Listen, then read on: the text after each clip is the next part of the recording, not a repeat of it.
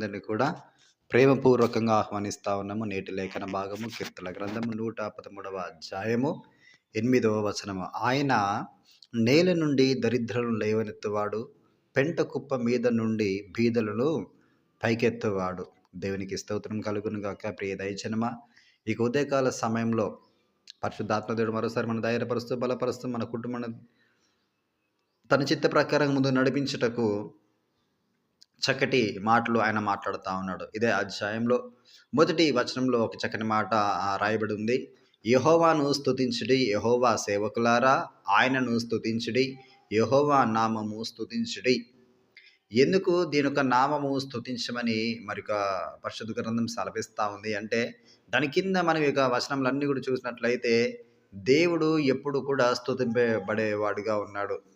సూర్యోదయం మొదలుకొని సూర్యాస్తమయం వరకు కూడా ఆయన నామము స్తుతి నొందదగినది. దేవుడు సర్వోన్నతమైన స్థలములలో ఆకాశమునన్నటువంటి ఉన్నతమైన స్థలముల వరకు దేవుడు ఆయనకు మహిమను వ్యాపింపజేసి ఉన్నాడు. ఆ ఉన్నత స్థలమందు దేవుడు ఆసీనుడై ఉన్నాడు. ఆయన పోలిన వారు ఈ భూలోకంలో ఏ ఒక్కరు కూడా లేరు. అయినా కూడా దేవుడు నరులను ఏం చేస్తూ ఉంటాడంటే పరిశీలించే దేవుడిగా ఉన్నాడు.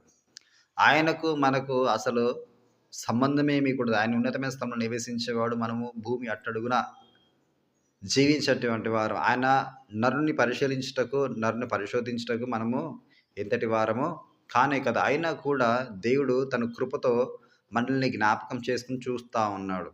ఎందుకు చూస్తూ ఉన్నాడు అంటే, ప్రధానులతో తన ప్రధానులతో మనల్ని కూర్చుండబెట్టుటకై పెంట కుప్ప మీద నుండి దరిద్రులైన మనల్ని దేవుడు లేవనెత్తి పైకెక్కించడానికి ఆశపడతా ఉన్నాడు. అయితే ఎవరు ఇది పొందుకుంటారంటే, నిత్యము ఎవరైతే దేవుని స్తుతిస్తూ, దేవుని ఆరాధిస్తూ ఆయన యొక్క మార్గంలో ముందుకు నడుస్తూ ఉంటారో వారిని మాత్రం.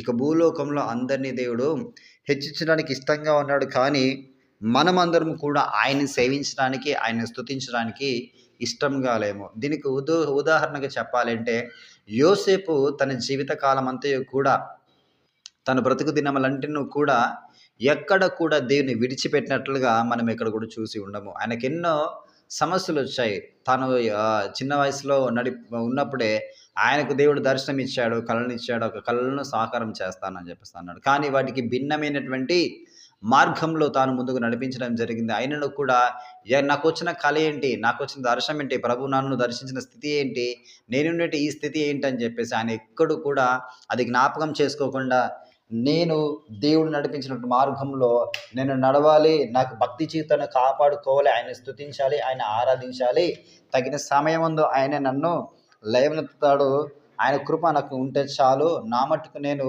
సరిగ్గా యథార్థంగా భయంతోనూ భక్తితోనూ బ్రతుకుతా అని చెప్పేసి తన హృదయంలో ఒక మంచి నిర్ణయం తీసుకున్నాడు. దేవునికి స్తోత్రం కలుగునుగా. తద్వారా ఆయనకి ఎలాంటి స్థితిగతులు వచ్చినా, వ్యతిరేకమైన పరిస్థితులు వచ్చినా, ఆయన కళను తల్లకిందులు చేసేటువంటి పరిస్థితులు వచ్చినా, ఆయన కళను నాశనం చేసేటువంటి పరిస్థితులు వచ్చినా కూడా ఎక్కడ కూడా ఆయన విడవకుండా తన భక్తి జీవితాన్ని కాపాడుకుంటూ నిత్యము ప్రభుని స్తుతిస్తూ, ప్రభుని కొనియాడుతూ భక్తి జీవితంను కాపాడుకుంటూ ముందుకు సాగాడు.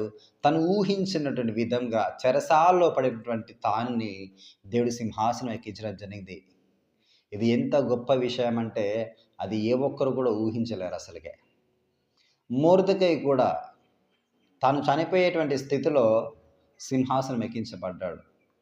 శద్రకు, మేషకు, అబేద్నెగోలు, దానియేలు వీరందరూ కూడా నిత్యము ప్రభువును స్తుతించేవారుగా ఉన్నారు. కాబట్టి మరణమును కూడా, చెరసాలలు కూడా వారిని మృంగివేయలేకపోయాయి. దేవునికి స్తోత్రం కలుగును గాక. ప్రియ దైవజనమా, వాళ్ళ అసాధారణమైన కార్యాలు చూడడం గల ముఖ్యమైన కారణం ఏంటంటే, నిత్యము ప్రభువుని వారు స్తుతించారు, నిత్యము దేవుని యందు వారు భయభక్తులు కలిగి ఆయన మాత్రం కొనియాడారు. కాబట్టి మనము కూడా ఆ మార్గంలో వెళుతూ నిత్యము ప్రభువుని స్తుతిస్తూ, నిత్యము ఆయన ఆరాధిస్తూ, ఆయన కొరకు మనము బ్రతుకుతూ మనం ముందుకు సాగుతాము. ఈ యొక్క మాటలన్నీ కూడా దేవుని యొక్క వినికిడిలో ఫలింపచేయును గాక.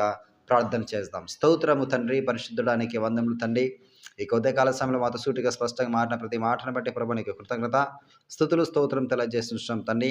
నమ్మకంగా నా ప్రభా తండ్రి నిన్ను స్తుతిస్తూ, నేను ఆరాధిస్తూ కొనియాడుతున్న ప్రభా, నిత్యమైన ప్రభా నీకు ఆశ్రయం పొందుకుంటకు నా తండ్రి, పెంట కుప్ప మీదలో ఉంచిన దారిద్ర్య స్థితిలోంచి నా తండ్రి మేము లేవనెత్తబడుటకు నా తండ్రి మీరు చూపిన కృపకే నీకు ఏమి ఇచ్చి రుణం తీర్చుకోలేవు ప్రభు. నీకు వందనాలయ్యా.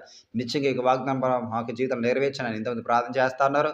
వారి జీవితాల్లో ప్రభు ఇక వాగ్దానం నెరవేర్చవలసిందిగా ప్రార్థన చేసించు ప్రభు. నీకు వందనాలయ్యా. ప్రత్యేకంగా నా తండ్రి ఆర్థికంగా, ఆరోగ్యంగా, కుటుంబంగా, మానసికంగా నా తండ్రి ఆయా రోగముల చేత నా తండ్రి కోర్టు కేసుల చేత ఎవరు బాధపడుతున్నారో వాటన్నిటి నుంచి బిడ్డలందరూ మీరు విడిపించి బాగు చేసి స్వస్థపరిచి మహిమ మీరు మాత్రమే పొందగలని ఆరోపిస్తూ సమస్తాన్ని మీ హస్తాలకే అప్పచెప్పుకుంటూ మా ప్రభును ప్రేరకుడైనటువంటి యేసుక్రీస్తు వారి పేరట అడిగి పెట్టుకుంటున్నాము పరమ తండ్రి.